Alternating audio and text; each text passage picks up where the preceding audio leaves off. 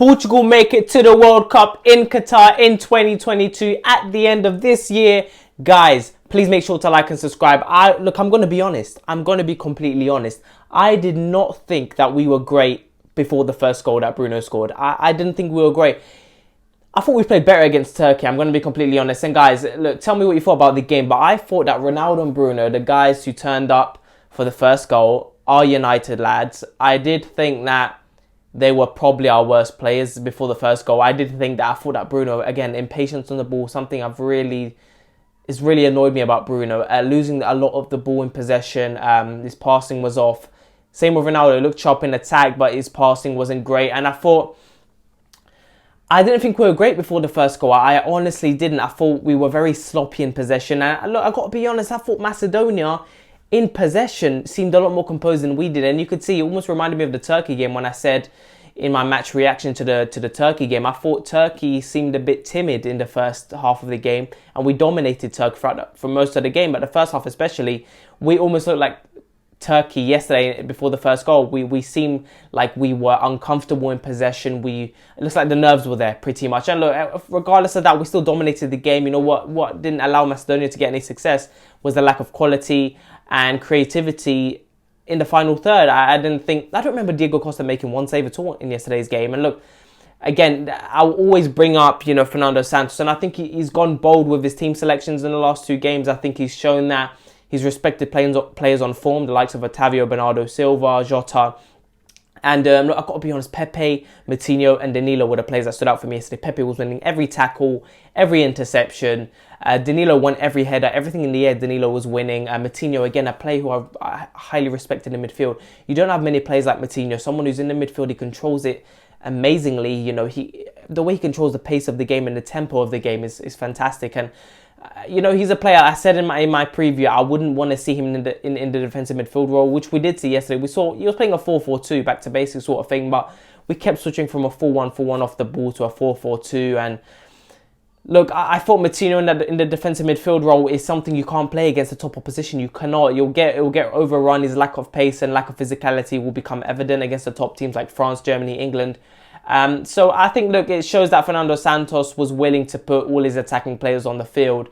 And look, essentially in the midfield, you've got players like Otavio, Bernardo Silva, less Bruno Fernandes, but still he's in that sort of range.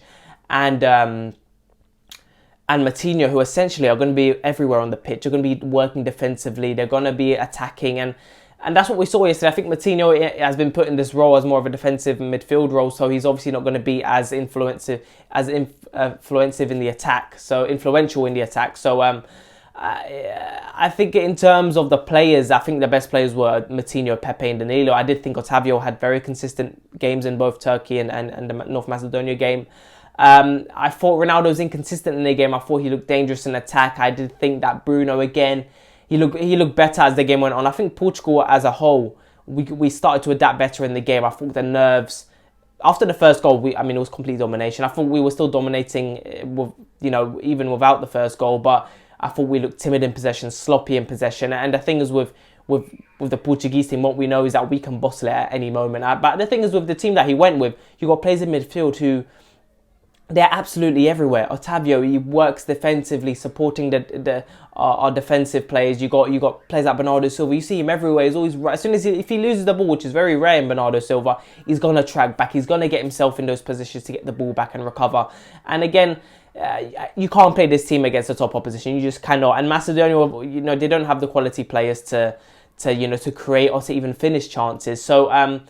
So in terms of the team against top opposition, guys, in my opinion, you got to bring William into the midfield. And I know Moutinho done a fantastic job in that role and controlling the ball and stuff. But I think when you're playing top opposition, you got to play William there in the midfield. I mean, when William came on, I had this sense of security when he came on. Not that Moutinho didn't have any of the attributes in the midfield position to play the centre defensive midfield. I think he does, except for physicality and speed. But then again, not many defensive midfielders are quick in today's game. So I think in terms of Moutinho, if he was a bigger player, I'd love to see him in a midfield role. He'd be a perfect defensive midfielder, but he doesn't have the physicality or speed for it. William is someone who, again, Very good on the ball. He very rarely loses it. He's fantastic at bringing the ball forward. But I don't want to see Santos be pragmatic in the World Cup and go for a team where he's playing two defensive midfielders. And again, I don't think he's going to go over 4-4-2 in the World Cup.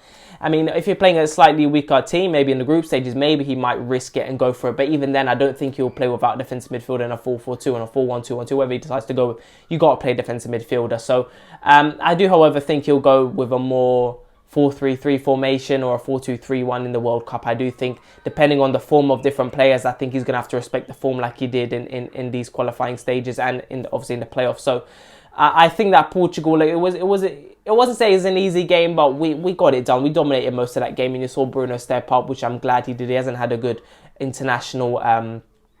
He hasn't been good internationally for me, in my opinion. His form internationally is a bit different to Man United. And even at Man United this season, he hasn't been great. So I think the likes of Nuno Mendes, Cancelo played well. We looked dangerous everywhere, you know. In the defence, I thought Pepe won everything.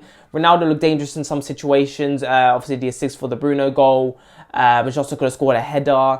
There were danger everywhere, in my opinion. I think, look, Otavio, a player we need in the midfield. Bernardo Silva, I want to see him in the midfield in the World Cup. I don't want to see him on the wing. He becomes a bit too predictable on the wing, always cutting inside. He can take on a player, as we know, but I think there's a space for Felix in this team. There's a space for Ruben Neves in midfield who wasn't there. Renato Sanchez. There are players in this team who are going to have to be played, on and off in the World Cup. You're gonna have to keep. At times in the World Cup, you're gonna have to keep the same team. But I think there's some players who have to come in and out.